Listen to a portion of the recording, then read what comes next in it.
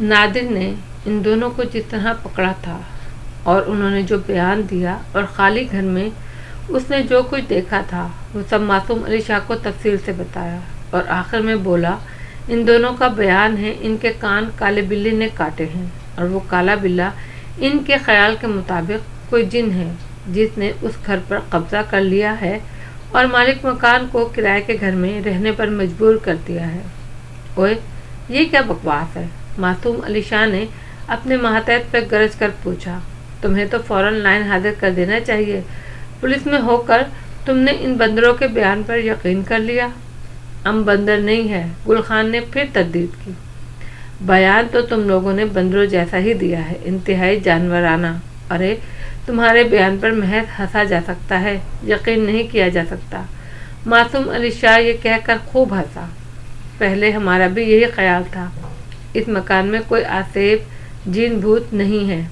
آج کے زمانے میں بھلا جن بھوت کہاں، اور اسی تجسس کے مارے ہم اس گھر میں داخل ہوئے تھے۔ وہاں ہمارا جو حشر ہوا، ایک کان سے ہم محروم ہو گئے۔ کلو نے بڑی ہی افسوس سے کہا، تم لوگوں کا بیان تھا تم لوگ اس گھر کے گیٹ کی چھوٹی کھڑکی سے باہر آئے اور اس گھر کی تمام لائٹیں جل رہی تھیں، لیکن جب ہم نے چیک کیا تو گیٹ کی کھڑکی اندر سے بند تھی اور گھر کی ایک بھی لائٹ روشن نہ تھی۔ ہم نے جو کچھ کہا ہے سچ کہا ہے۔ آپ کو یقین نہیں تو اس بنگلے کے مالک بابر علی صاحب کو بلوا کر پوچھ لیجئے۔ انہوں نے گل خان کو اس گھر سے دور رہنے کی ہدایت کی تھی، لیکن وہ تو ہم دونوں کی مت ماری گئی تھی کہ تصدیق کرنے کے لیے اس گھر میں کود گئے۔ کلو پنواڑی نے کہا، اوے نادر، ان بندروں کو پاگل خانے پہنچا، انہیں تھانے کیوں لے آیا؟ معصوم علی شاہ نے اپنے ماتحت افسر کو غصے سے دیکھا۔ سر جی، آپ اجازت دیں تو میں اس گھر کے مالک بابر علی کو تھانے بلوا لوں۔ نادر حسین نے معصوم علی شاہ کے غصے کی پرواہ نہ کی۔ اس کے ذہن میں تجسس جاگ گیا، وہ اس کیس کی حقیقت کو جاننا چاہتا تھا۔ کیا تو سمجھتا ہے اس گھر میں واقعی کوئی سایہ ہے؟ معصوم علی شاہ نے نادر حسین کو بڑی حیرت سے دیکھا۔ سر جی، اس کیس میں مجھے دلچسپی ہو گئی ہے، میں چاہتا ہوں۔ اوے بے وقوفا، ایسے خوش کیس سے دلچسپی لین دین کی فائدہ کوئی نہیں، کوئی ایسا کیس پکڑ جس میں 4 پیسے بننے کا امکان ہو۔ معصوم علی شاہ یہ کہہ کر اپنی کرسی سے اٹھا اور باتھ روم کی طرف چلا گیا۔ نادر حسین ذرا مختلف پولیس والا تھا، اسے کہانیاں پڑھنے کا بہت شوق تھا۔ اس نے آسیب، جن بھوت اور چڑیلوں سے متعلق بہت سی کہانیاں پڑھی تھیں، لیکن دیکھا کچھ نہیں تھا۔ ان کہانیوں کو اس نے محض کہانیاں سمجھ کر ہی پڑھا تھا۔ اسے کیا معلوم تھا ایک دن یہ کہانیاں حقیقت کا روپ دھار کر اس کے سامنے آ جائیں گی۔ نادر حسین کو گل خان اور کلو کے بیان پر یقین تو نہ تھا، لیکن انہوں نے بابر علی کے بارے میں جو بیان دیا اس سے حقیقت کا کچھ اندازہ ہونے کا امکان تھا۔ اس نے گل خان اور کلو کو تھانے کے لاک اپ میں ڈالا اور ان سے بابر علی کا پتہ لے کر 2 سپاہیوں کو بابر علی کے گھر کی طرف روانہ کر دیا۔ دونوں سپاہی موٹر سائیکل پر سوار ہو کر بابر علی کے گھر پہنچے۔ ایک سپاہی نے موٹر سائیکل سے اتر کر گھر کی گھنٹی بجائی، جبکہ دوسرا سپاہی موٹر سائیکل پر بیٹھا رہا۔ کچھ دیر کے بعد گھر کا گیٹ کھلا۔ رائدہ نے باہر جھانکا۔ گیٹ پر پولیس دیکھ کر وہ ذرا جھجکی اور فوراً پیچھے ہو گئی۔ تب اس سپاہی نے کہا، بی بی، بابر صاحب کا مکان یہی ہے؟ ہاں جی، یہی ہے۔ کیا وہ گھر پر ہیں؟ سپاہی نے پوچھا۔ جی ہیں، رائدہ نے کہا، ذرا انہیں باہر بھیجیں۔ رائدہ یہ سن کر گھبرائی ہوئی اندر پہنچی۔ بابر اس وقت وہ شو روم جانے کی تیاری کر رہا تھا۔ اکبر اپنے دوست کے گھر جا چکا تھا۔ رائدہ، کون ہے دروازے پر؟ بابر علی نے پوچھا۔ 2 پولیس والے ہیں بابا، آپ کو بلا رہے ہیں، رائدہ نے بتایا۔ پولیس والے؟ بابر علی نے حیرت سے کہا، مجھے بلا رہے ہیں؟ اچھا، دیکھتا ہوں میں۔ بابر علی کی سمجھ میں نہیں آیا پولیس والے اس کے دروازے پر کیوں آئے ہیں۔ گیٹ پر پہنچ کر اس نے اپنا تعارف کرایا۔ میرا نام بابر علی ہے، فرمائیے کیا کام ہے آپ کو مجھ سے؟ بابر صاحب، آپ کو ہمارے ساتھ تھانے چلنا ہوگا، صاحب نے بلایا ہے، اس سپاہی نے بڑے ہی مؤدبانہ لہجے میں کہا۔ تھانے؟ بابر علی نے حیرت سے پوچھا، کیوں؟ یہ تو آپ کو تھانے چل کر ہی پتہ چلے گا، سپاہی نے جواب دیا۔ کسی نے میرے خلاف رپورٹ کرائی ہے؟ بابر نے پوچھا۔ وہ سپاہی جو موٹر سائیکل پر ذرا دور کھڑا تھا گاڑی اسٹارٹ کر کے بابر علی کے قریب آیا، بولا، میں آپ کو بتاتا ہوں چکر کیا ہے۔ جی بتائیے، بابر علی نے کہا۔ اصل میں آپ کا چوکیدار، میرا مطلب ہے آپ کے علاقے کا چوکیدار، پکڑا گیا ہے۔ میں گل خان کی بات کر رہا ہوں، اس کے ساتھ کلو پنواڑی بھی ہے۔ وہ کل رات آپ کے خالی گھر سے خون میں نہائے ہوئے بھاگ رہے تھے۔ پکڑے گئے تو انہوں نے جو بیان دیا اس پر کسی کو یقین نہیں ہے۔ آپ کو تصدیق کے لیے بلایا گیا ہے، بس اتنی سی بات ہے، اس سپاہی نے سمجھایا۔ یہ سن کر بابر علی کی جان میں جان آئی۔ اس نے کہا، ٹھیک ہے، میں آپ کے ساتھ چلتا ہوں، اندر سے اپنی گاڑی کی چابی لے آؤں۔ یہ کہانی میں آپ کو صرف تنہائی میں سناؤں گا، بابر علی نے کہا۔ ٹھیک ہے، مجھے اس پر اعتراض نہیں۔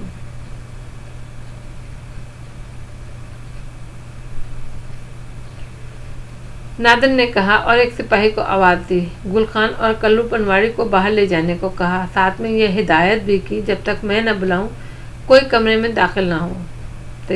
تنہائی میسر آنے کے بعد بابر علی نے اپنی کہانی شروع کی۔ یہ کہانی ٹرین سے شروع ہوئی۔ ٹرین میں کالے بلے کی آمد، لاہور میں عجیب و غریب واقعات، نیلم اور اکبر کی شادی میں طرح طرح کی رکاوٹیں، شادی کا جیسے تیسے ہونا، بارات کی کراچی واپسی، خوفناک واقعات کی ابتدا، نیلم کی کہانی، کس کی بیٹی سید پور کس طرح پہنچی، جن اس پر کیسے عاشق ہوا اور اس نے اکبر کو کس طرح پریشان کیا، یہاں تک کہ خالی گھر میں کیسے خالی ہوا۔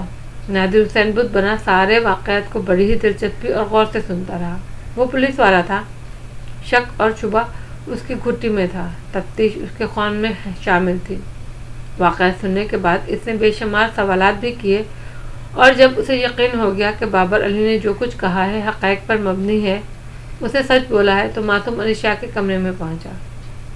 اس نے معصوم علی شاہ کو جس انداز سے رپورٹ کی، وہ اکھڑ مزاج پولیس افسر جو اپنے خیالات میں بڑا صاف اور سخت تھا، اور واقعات کو سن کے حیرت زدہ رہ گیا۔ معصوم علی شاہ کو جن بھوتوں کی ذرا بھی یقین نہ تھا، وہ خود اپنے آپ کو جن سمجھتا تھا۔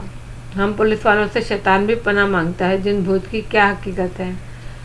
معصوم علی شاہ نے کچھ دیر سوچنے کے بعد کہا، نادرے، تو کیا چاہتا ہے؟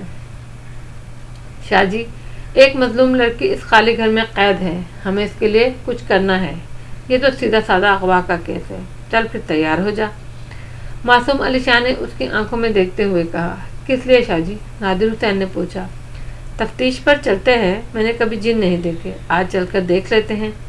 نادرے، تو بھی کیا یاد کرے گا، کیسے اعلیٰ افسر سے تیرا واسطہ پڑا ہے۔ یہ کہہ کر معصوم علی شاہ نے اپنا ریوالور چیک کیا اور کرسی سے اٹھ گیا۔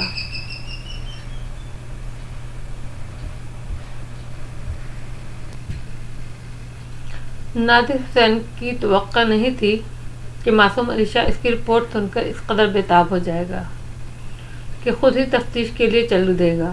وہ تو خود تفتیش پر جانے کے لیے معصوم علی شاہ سے اجازت لینے آیا تھا۔ معصوم علی شاہ کی دلچسپی دیکھ کر اسے اور خوشی ہوئی۔ 10 منٹ کے اندر اندر وہ لوگ تھانے سے نکل گئے۔ اس مرتبہ بابر علی اپنی گاڑی میں آگے تھا، معصوم علی شاہ اور نادر حسین 4 سپاہیوں سمیت اپنی پوری پولیس وین میں پیچھے پیچھے تھے۔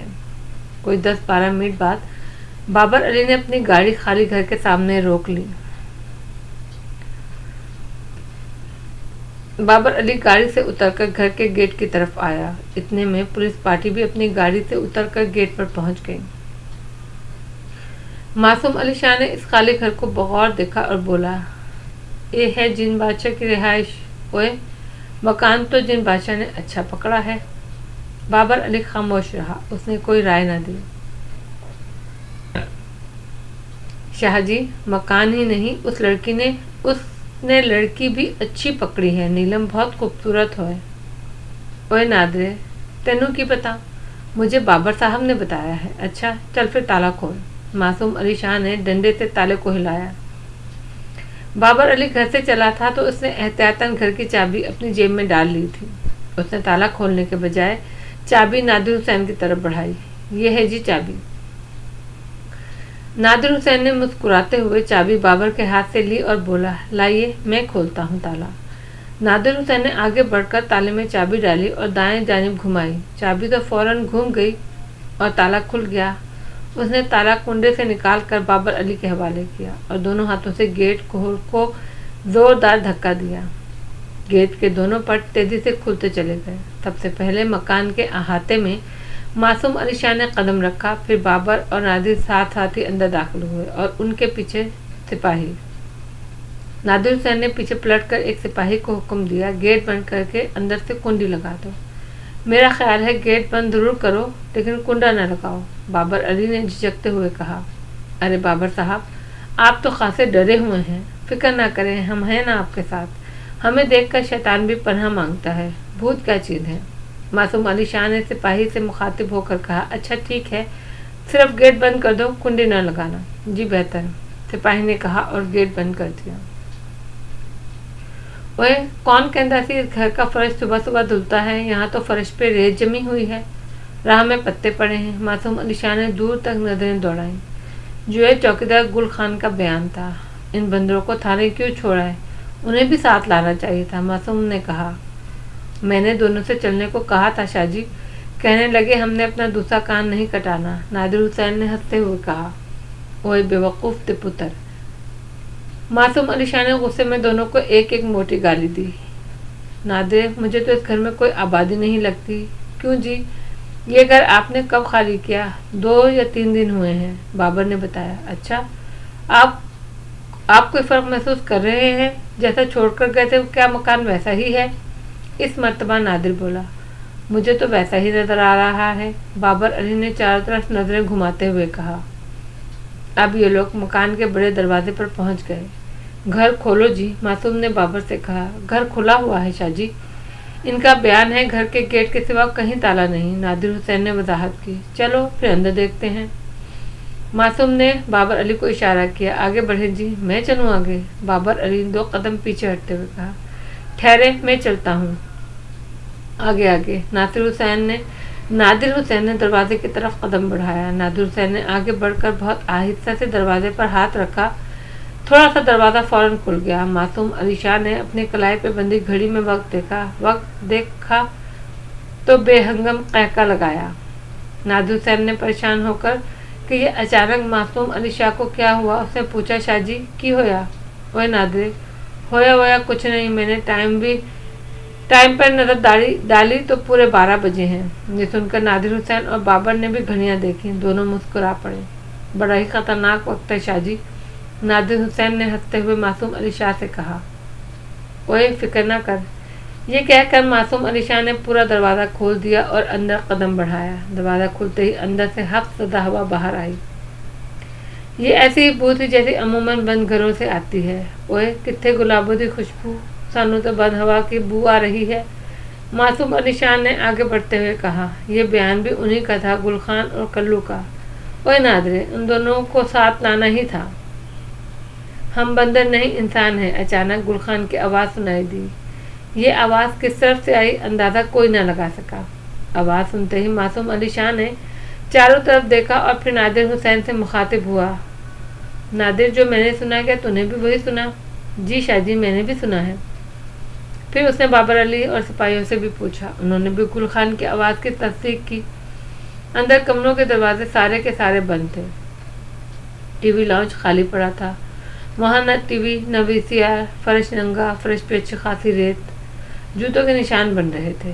घर में दाखिल होते ही दाएं जानिब ड्राइंग रूम का दरवाज़ा था।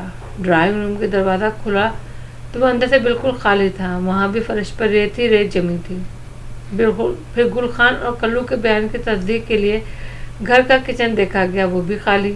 नादिर हुसैन गैस के चूल्हे पर बतौर ख़ास उंगली फेर कर देख रहा था। चूल्हे पर रेत जमी थी। वहाँ फ्रिज था, न पकी हुई हांडी न जूठे बर्तन। नादरे, तेरे इन बंदरों का एक बयान भी सही नहीं है। मैं तेनू कहंदा सी ये फ्रॉड है। इन दोनों को जाकर फेंटी लगा ख्वामखा सारा वक्त बर्बाद कर देता। लेकिन शाहजी, बाबा साहब ने भी बयान की तस्दीक की है। वह बयान दिया है तो तस्दीक करवा, ये तेरे सामने खड़ा है। मैंने जो कुछ कहा वो सच है, बाबर ने मुस्तहकम अंदाज में कहा। सच कहा है तो फिर बताओ, लड़की कहाँ है? लड़की बरामद हुई तो हम जिन पाशा के खिलाफ FIR काटेंगे, वरना पुलिस का कीमती वक्त बर्बाद करने पर आपको हवालात की सैर करना होगी। मासूम ने सख्त लहजा अख्तियार किया और उसे डराने की धमकी दी। لڑکی یہی ہے، میں آپ کو نیلم کا خط دکھاتا ہوں جس میں اس نے لکھا ہے کہ وہ خالی گھر میں جا رہی ہے۔ اوے بھولے بادشاہ، تمہاری بہو تمہیں چمکا دے گئی۔ اوے بھولے بادشاہ، تمہاری بہو تمہیں چمکا دے گئی ہے، وہ جانے اس وقت کس کے ساتھ عیش کر رہی ہوگی۔ معصوم علی شاہ بولا، آخر کو اپنے پھکڑ پن پر اتر ہی آیا وہ۔ ایسا نہ کہیں جی، نیلم بہت ہی معصوم لڑکی ہے، بابر علی نے احتجاج کیا۔ اوے بالکل میری طرح۔ معصوم علی شاہ نے اپنے چہرے پر ہاتھ پھیرا۔ اوے میرے باپ نے میرا نام معصوم رکھا ضرور ہے، مگر میں تمہیں کہیں سے معصوم نظر آتا ہوں؟ نادر حسین نے سپاہیوں کو حکم دیا کہ وہ گھر چھان ماریں، گھر کی چھت پچھواڑا دیکھیں، اگر گھر میں لڑکی کہیں موجود ہو تو آ کر اطلاع دیں۔ 5 منٹ میں سپاہیوں نے پورا گھر چھان مارا، لیکن انہیں انسان کی بچی تو دور کی بات، وہاں چڑیا کا بچہ بھی دکھائی نہ دیا۔ اب بولو جی۔ معصوم علی شاہ نے بابر کو تیز نگاہوں سے گھورا۔ اس سے پہلے کہ بابر علی کچھ بولتا، نادر حسین نے اس سے پوچھا، وہ آپ نے ایک موم بتی کا ذکر کیا تھا جسے کوئی نہیں بجھا سکتا، وہ پگھلتی بھی نہیں، وہ موم بتی کہاں ہے؟ وہ میرے بیٹے اکبر کے بیڈ روم میں تھی، ذرا دکھاؤ تو۔ معصوم نے اس طرح کہا جیسے کہہ رہا ہو، اوے کیوں جھوٹ بول رہا ہے؟ بابر علی نے فوراً نیلم کے بیڈ روم کا رخ کیا۔ گھر کا ایک ایک دروازہ کھلا تھا، لیکن بند تھا تو بیڈ روم۔ سپاہیوں نے بھی اس دروازے کو بند ہی پایا تھا۔ بابر علی نے جب اس دروازے کا ہینڈل گھمانا چاہا تو وہ نہیں کھلا۔ کیسے بند ہو گیا؟ سپاہیوں نے کہا، یہ دروازہ شروع سے ہی بند ہے۔ نادر حسین کو خیال آیا، گل خان اور کلو نے بھی اپنے بیان میں ایک کمرے کے دروازے کو بند پایا تھا۔ آپ کے خیال کے مطابق اسے کھلا ہونا چاہیے تھا۔ ہاں، بابر علی سوچتا ہوا بولا۔ وہ کیوں؟ نادر حسین نے سوال کیا۔ وہ اس لیے کہ جب اس گھر کے دروازوں کو تالا لگانے کی کوشش کی گئی تو کسی بھی دروازے پہ تالا نہیں تھا۔ وہ موم بتی اسی کمرے میں ہے، بابر علی نے جواب دیا۔ اچھا، ذرا ادھر ہٹے، نادر حسین نے بابر علی سے کہا۔ بابر علی کے دروازے سے ہٹنے کے بعد وہ آگے آیا اور ہینڈل کو گھمایا، پھر دروازے پر دباؤ ڈال کر دیکھا، پھر اسے معنی خیر انداز میں گردن ہلائی۔ شاہ جی، تالا بند نہیں ہے، اندر سے کنڈی ہے، نادر حسین نے کہا۔ اوے اندر کون ہو سکتا ہے؟ معصوم علی شاہ نے سوال کیا۔ نیلم ہوگی، بابر نے کہا۔ اچھا، پھر اینو اج مارو۔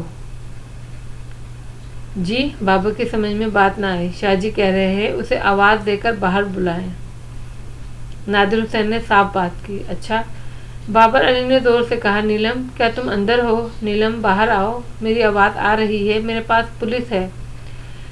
لیکن اندر سے کوئی جواب نہ آیا۔ تب معصوم علی شاہ کی شامت آئی، اس نے تالے کے سوراخ سے اندر جھانکنے کی کوشش کی۔ جیسے ہی اس نے سوراخ سے آنکھ لگائی، ویسے ہی کسی نے اس کی آنکھ میں تیز تار کی نوکیلی چیز گھسیڑ دی۔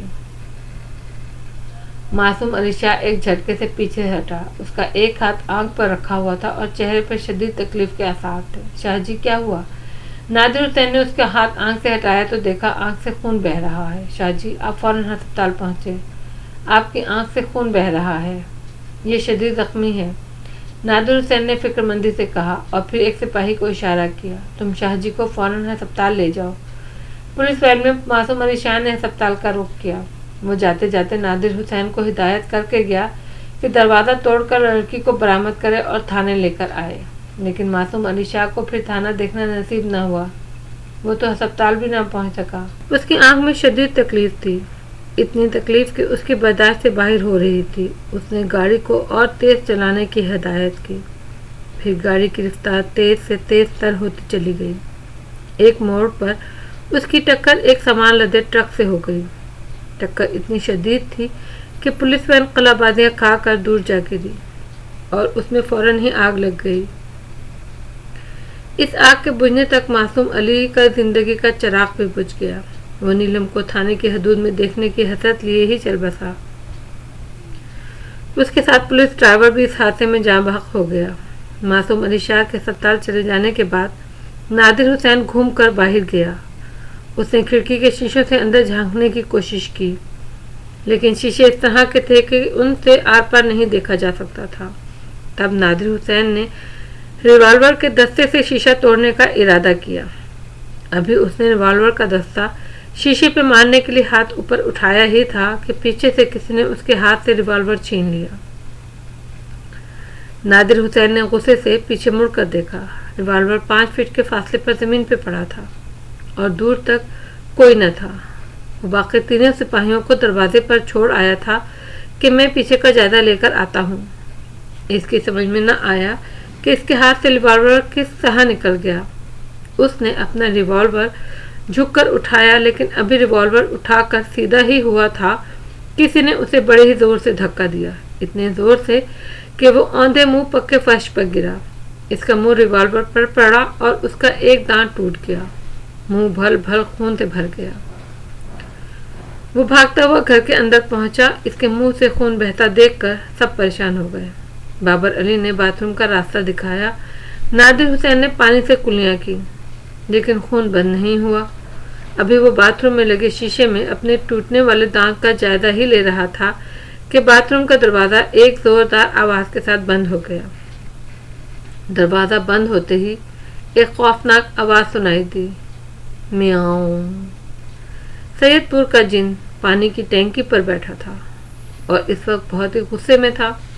اس نے نادر حسین پہ چھلانگ لگائی۔ نادر حسین اس کا وزن نہ سہار سکا اور الٹ کر گر گیا۔ اس کا سر دیوار سے ٹکرایا اور نادر حسین کی آنکھوں کے گرد اندھیرا چھا گیا۔ نادر حسین کے گرتے ہی کالے بلے نے اپنا کام دکھایا۔ اس نے اس کے دونوں ہی کان کاٹ لیے۔ نادر حسین پاگلوں کی طرح باتھ روم سے نکل کر بھاگا۔ سپاہیوں نے جو اسے خون میں نہایا دیکھا تو ان کے چھکے چھوٹ گئے۔ انہوں نے نادر حسین کے ساتھ ہی دوڑ لگا دی۔ پھر وہ منظر بھی دیکھنے والا تھا کہ 4 پولیس والے چوروں کی طرح ڈرے سہمے سڑک پر بھاگ رہے تھے۔ بابر علی جلدی سے گھر سے نکلا۔ اس نے گیٹ بند کر کے تالا لگایا اور اپنی گاڑی میں بیٹھ کر اپنے گھر کی طرف ہو لیا۔ اس نے خدا کا شکر ادا کیا کہ وہ جن کے عذاب سے بچ گیا تھا۔ نادر حسین اپنا ایک دانت اور دونوں کان گنوا کر اتنا دہشت زدہ ہوا کہ اس نے بعد میں نہ صرف تھانے سے بلکہ اس شہر سے بھی اپنا تبادلہ کرا لیا۔ بابر علی گھر پہنچا تو اس کی حالت بری تھی۔ صابرہ نے اس کی حالت دیکھی تو پریشان ہوئی۔ اسے شبہ ہوا کہ کہیں پولیس والوں نے مارا پیٹا نہ ہو۔ اس نے بڑی فکر مندی سے بابر علی کا جائزہ لیا اور پوچھا، خیریت تو ہے؟ صابرہ، بس مت پوچھو، آج کیا ہوا؟ پھر جب اس نے گل خان اور کلو پنواڑی، معصوم علی شاہ اور نادر حسین پہ گزرنے والے قیامت کا ذکر کیا تو صابرہ کانپ کر رہ گئی۔ بے اختیار اس کا ہاتھ اپنے سر کے پیچھے کے حصے پر چلا گیا۔ سید پور کے جن نے اس کی چوٹی جلا دی تھی۔ سر کے پیچھے ایک چاند سا بنا ہوا تھا۔ کھال ایک دم چکنی ہو گئی تھی، وہاں اب تک کوئی بال نہیں اگا تھا۔ صابرہ کو سب یاد آ گیا جو اس پر گزرا تھا۔ سید پور کے جن نے اسے ایک عذاب میں مبتلا کر دیا تھا، اس پر قیامت توڑی تھی۔ نتیجے میں صابرہ کو کہنا ہی پڑا تھا کہ ہاں، میں تمہارے ہونے کا اقرار کرتی ہوں۔ ہو تم ہو۔ یہ وہ صابرہ تھی جو جن بھوتوں کا مذاق اڑایا کرتی تھی، ان کے وجود سے منکر تھی، جو خاندان بھر میں نڈر مشہور تھی۔ اب اس نڈر بیگم کا یہ حال تھا کہ پتا بھی کھڑکھڑاتا تو سہم جاتی۔ اس وقت بھی اس نے بابر علی کی زبانی پولیس کی درگت کا حال سنا تو کپ کپا اٹھی۔ ایک طرف خوشی بھی ہوئی کہ بابر علی وہاں سے صاف بچ کر آ گیا۔ چائے وغیرہ پینے کے بعد بابر علی کی حالت ذرا سنبھلی تو اس نے اکبر کے بارے میں پوچھا۔ اکبر ابھی تک نہیں آیا، کیا کہہ کر گیا تھا؟ اس کا ایک دوست ہے طارق، وہ اس کے پاس گیا ہے، پھر وہ دونوں مل کر ملیر جائیں گے۔ وہاں طارق کا کوئی دوست رہتا ہے، پھر وہ وہاں املی والے بابا کا پتہ معلوم کریں گے۔ وہ کہہ کر گیا تھا دوپہر تک آ جائے گا، ابھی تک تو آیا نہیں۔ اس وقت 1 بج رہا ہے، صابرہ نے تفصیل سے بیان دیا۔ اب وہ گیا ہے تو ضرور کچھ نہ کچھ کر کے ہی آئے گا۔ بابر علی نے کہا، بھائی مجھے تو بڑا ہی ڈر لگ رہا ہے، جن کی آج کی کارروائی سن کر کہیں وہ ہمارے بیٹے کو کوئی نقصان نہ پہنچا دے۔ صابرہ نے خوفزدہ ہو کر کہا، پریشانی تو مجھے بھی ہے، لیکن اس طرح ڈر کر بیٹھ جانے سے کیا ہوگا؟ میں نے اسے کتنی بار کہا ہے اس مسئلے سے جان چھڑا لے، مگر وہ سنتا ہی نہیں۔ وہ کس طرح صابرہ بیگم؟ ارے نیلم کو طلاق دے کر؟ وہ کون سا میری بہن کی سکتی ہے؟ اگر ہوتی بھی تو میرے بیٹے کی جان سے زیادہ تھوڑی عزیز ہے، لیکن وہ تو اس پر ایسا عاشق ہوا ہے کہ کسی طرح مانتا ہی نہیں۔ کہیں خدا نہ خواستہ कोई नुकसान ना उठा बैठे, साबरा ने फिक्रमंदी से कहा।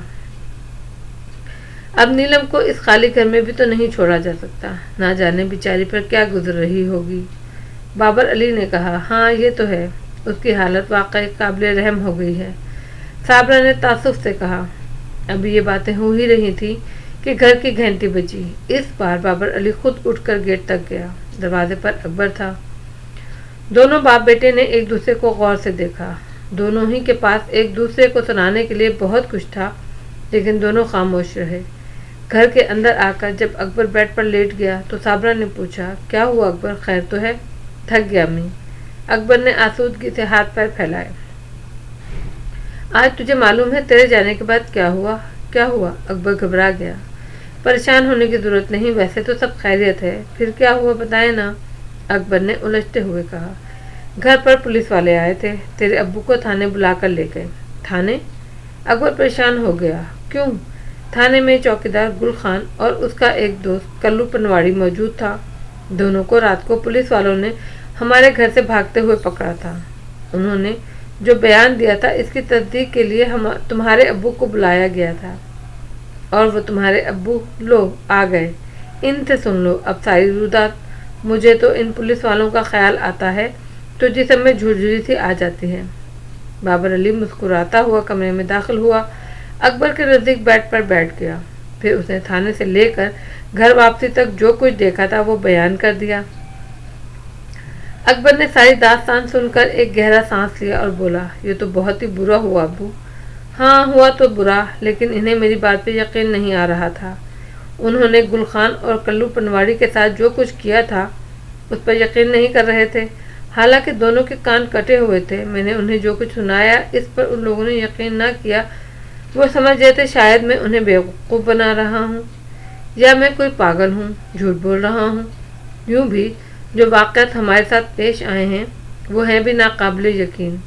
सबसे बड़ी मिसाल तो साबरा बैठी है, सब कुछ देखते हुए भी ये जिनके वजूद से मुनकिर थी। बिला आखिर इनको मानना पड़ गया, यकीन आ गया। पुलिस वालों को तुमने सिर्फ ज़बानी ही बताया था, वो भला इस पर नाकाबिल यकीन वाक़यात पे आंखें बंद करके किस तरह यकीन कर लेते? साबरा ने कहा। सो उन्होंने तफ्तीश की ठानी और उस घर में उन पुलिस वालों के साथ जो कुछ हुआ वो अब उम्र भर याद रखेंगे। अब उन्हें जिन्नात के वजूद के बारे में भी यकीन आ जाएगा। अच्छा अकबर, मैंने तो सारी दास्तान सुना दी, अब तुम बताओ तुम्हारे साथ क्या बीती? इमली वाले बाबा का सुराग मिला कि नहीं, या उस कलंदर ने ऐसे ही हाँक दी थी? बाबर ने पूछा। अरे आप क्या बात कर रहे हैं, भला ऐसे कैसे हो सकता है? साबरा ने ज़रा खफकी से कहा। हाँ अब्बू, कुछ ऐसा ही मालूम होता है। मैंने पूरा मलीर छान मारा, लेकिन कहीं इमली वाले बाबा का सुराग नहीं मिला। अकबर ने बड़ी मायूसी से कहा। उसकी ये बात सुनकर दोनों मियाँ बीवी हैरत में पड़ गए और एक दूसरे को देखने लगे।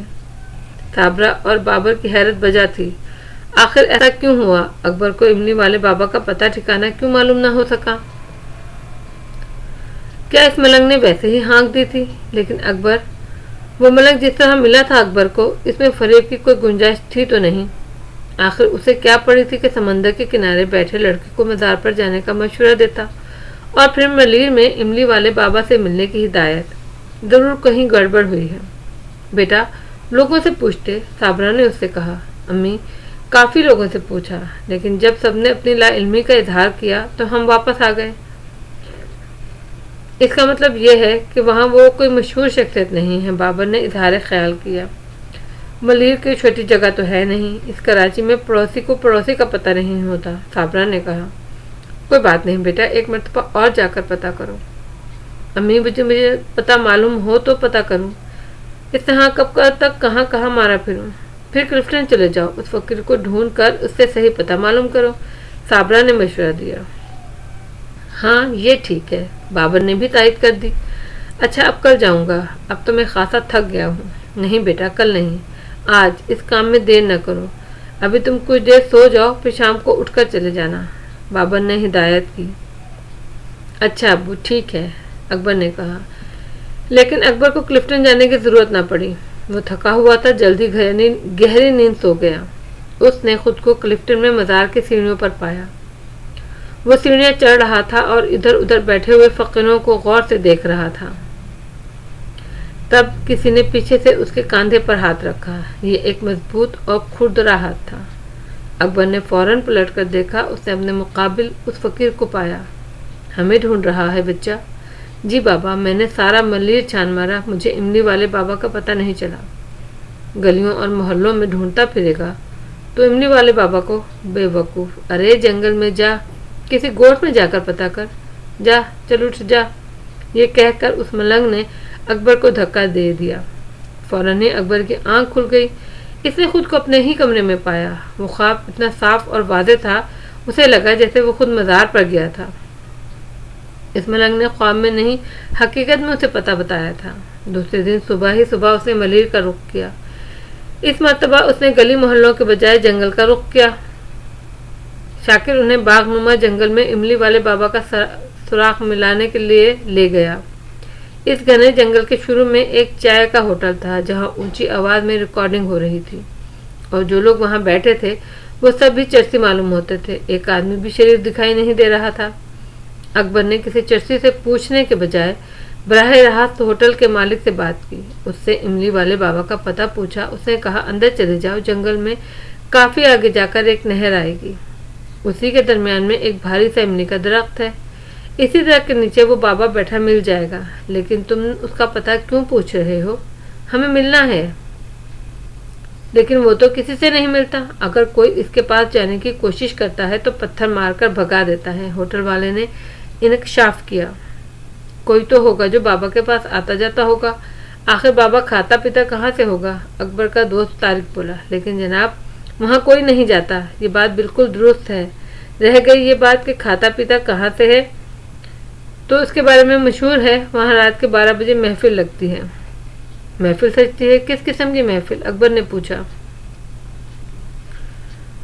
ये कोई नहीं बता सकता, इसलिए कि रात को वहाँ कोई नहीं जाता। दो एक लोगों ने जाने की कोशिश की है तो वहां से अंधे और गूंगे होकर लौटे हैं। होटल के मालिक ने गहरा सांस लेकर कहा, आप लोग नौजवान हैं, तालिब इल्म मालूम होते हैं। आप लोग कहाँ बाबाओं के चक्कर में पड़ गए? आप ये बताएं, दिन में जाने में तो कोई खराबी नहीं है, कोई परेशानी नहीं है? तारिक ने पूछा। नहीं, होटल वाले ने जवाब दिया। क्या अंदर मोटरसाइकिल जा सकती है? तारिक ने फिर पूछा। हाँ, जा सकती है, होटल वाले ने बताया। अच्छा जनाब, आपका बहुत बहुत शुक्रिया। ये कहकर अकबर तारिक के साथ मोटरसाइकिल पर आ बैठा। तारिक के दोस्त शाकिर ने भी अपनी मोटरसाइकिल संभाली और जंगल में दाखिल हुए। ये एक घना जंगल था। यहाँ मुख्तलिफ किस्म के दरख्त लगे हुए थे। इन्हीं दरख्तों के दरमियान एक पगडंडी नुमा रास्ता था। वो इस रास्ते पर हो लिए। आगे तारिक और अकबर थे, पीछे शाकिर। शाकिर कभी ऐसे घने जंगल में दाखिल नहीं हुआ था। और फिर इमली वाले बाबा के बारे में होटल वाले ने जो नक्शा खींचा था, इससे इसके दिल में हौल उठ रहे थे। उसने अपनी मोटरसाइकिल की रफ्तार धीमी की। फिर तारिक और अकबर जब दरख्तों के झुंड में गायब हो गए तो शाकिर ने फौरन अपनी मोटरसाइकिल को ब्रेक लगाए और पीछे घुमा लिया। गाड़ी को रिवर्स रेस देकर बड़ी रफ्तार से जंगल से निकल आया। तारिक और अकबर बातें करते जा रहे थे। आगे जाकर उन्हें एहसास हुआ वो अकेले ही जा रहे हैं, पीछे शाकिर नहीं है। अकबर ने कहा, ये शाकिर किधर रह गया? पीछे नहीं है? तारिक ने बैक मिरर में देखते हुए पूछा। अकबर ने गर्दन घुमा कर देखा। यार, मुझे तो दूर तक दिखाई नहीं दे रहा, गाड़ी रोको जरा। तारिक ने मोटरसाइकिल रोक ली। दोनों ने कुछ ही देर इंतजार किया। उनका ख्याल था अगर किसी वजह से पीछे रह गया होगा तो आ जाएगा, लेकिन इनका इंतजार बेसूर साबित हुआ। पीछे चलकर देखे, अकबर ने कहा। मेरा ख्याल है वो वापस चला गया। वो थोड़ा डरपोक बंदा है। फिर इस होटल वाले ने अंधा और गूंगा बन जाने की जो कहानी सुना दी थी, जंगल भी सुनसान है। वो डर कर भाग गया होगा। आओ, तुम गाड़ी पर बैठ जाओ, हम आगे चलते हैं, तारिक ने कहा। फिर अकबर तारिक के पीछे बैठ गया। तारिक ने किक लगाई और मोटरसाइकिल ने रफ्तार पकड़ ली। थोड़ा अंदर जाकर हमवार रास्ता ऊंचा नीचा होने के अलावा छोटे बड़े पत्थरों से पुर था। जब गाड़ी चलाना मुमकिन ना रहा तो तारिक ने गाड़ी खड़ी कर दी और वो दोनों पत्थरों पर आगे बढ़ने लगे। थोड़ा एक फलांग चलने के बाद उन्हें जंगल खत्म होने का एहसास हुआ। एक तो अंधेरा कम हो गया, दूसरा दरख्तों के तनों के दरमियान से आसमान चमकने लगा और फिर वो नहर नजर आ गई। नहर जंगल के इख्तिताम पर थी। नहर के उस पार खुला मैदान था। کھیتوں کا سلسلہ تھا اور بہت آگے کچھ کچے پکے مکان دکھائی دے رہے تھے، شاید وہ کوئی گوٹ تھا۔ نہر کے کنارے پہنچ کر دونوں نے سوچا اب کدھر جائیں، اس لیے کہ وہ جہاں نکلے تھے وہاں سے نہر میں کوئی املی کا درخت نہیں تھا۔ نہر کیونکہ سیدھی نہ تھی، آگے جا کر بل کھا گئی تھی، اس لیے وہ اس طرف دیکھنا بھی ممکن نہ تھا۔ اب یہ مسئلہ تھا کہ نہر کے دائیں طرف جائیں یا بائیں۔ اب کیا کریں؟ اکبر نے سوال کیا۔ میرے خیال میں پہلے بائیں جانب چلتے ہیں، ادھر اگر املی کا درخت نہ ہوا تو واپس آ کر دائیں طرف چلیں گے۔ ٹھیک ہے، ایسا ہی کر لیتے ہیں۔ ایک کام اور کرنا ہوگا، طارق بولا۔ وہ کیا؟ جب ہم واپس آئیں گے تو ہمیں یہ یاد نہ رہے گا کہ ہم کہاں سے نہر پر نکلے تھے۔ یہ اگر یاد نہ رہا تو ہم موٹر سائیکل کو تلاش کیسے کریں گے؟ آگے بڑھنے سے پہلے یہاں 2-4 پتھر ایک دوسرے کے اوپر رکھ کر نشانی لگا دیتے ہیں۔ طارق نے تجویز پیش کی۔ کیا تو نے بڑی ہی عقل مندی کی بات کی، ورنہ واپسی میں ہم ضرور راستہ بھول جاتے۔ پھر اکبر اور طارق نے مل کر 5 پتھر ایک دوسرے کے اوپر رکھ کر ایک سنگ میل بنا دیا اور اب وہ کنارے کے ساتھ آگے بڑھنے لگے۔ آگے جا کر نہر دھیرے دھیرے گھومتی گئی اور پھر جیسے ہی سیدھی ہوئی تو وہ دونوں خوشی سے جھوم پڑے۔ سامنے ایک بوٹے سے تنے کا لمبا چوڑا املی کا درخت موجود تھا۔ یہ درخت نہر کے درمیان میں تھا۔ نہر میں زیادہ پانی محسوس نہ ہو رہا تھا۔ درخت کے چاروں طرف ایک چبوترا سا بنا ہوا تھا۔ اسی چبوترے میں ایک جگہ سیڑھیاں بھی بنی ہوئی تھی۔ یہ چھوٹی بڑی سیڑھیاں تھیں جو کہ قدرتی طور پر بن گئی تھیں۔ درخت کا محراب نما شگاف تھا۔ اس محراب کے نیچے ایک بڑا سا پتھر اور اس پتھر پر آنکھیں بند کیے ہوئے بیٹھا تھا املی والا بابا، آلتی پالتی مارے گوتم بدھ کی طرح آسن جمائے۔ خالی گھر کی تمام اقساط سننے کے لیے ہمارا چینل سبسکرائب ضرور کریں، بڑی مہربانی۔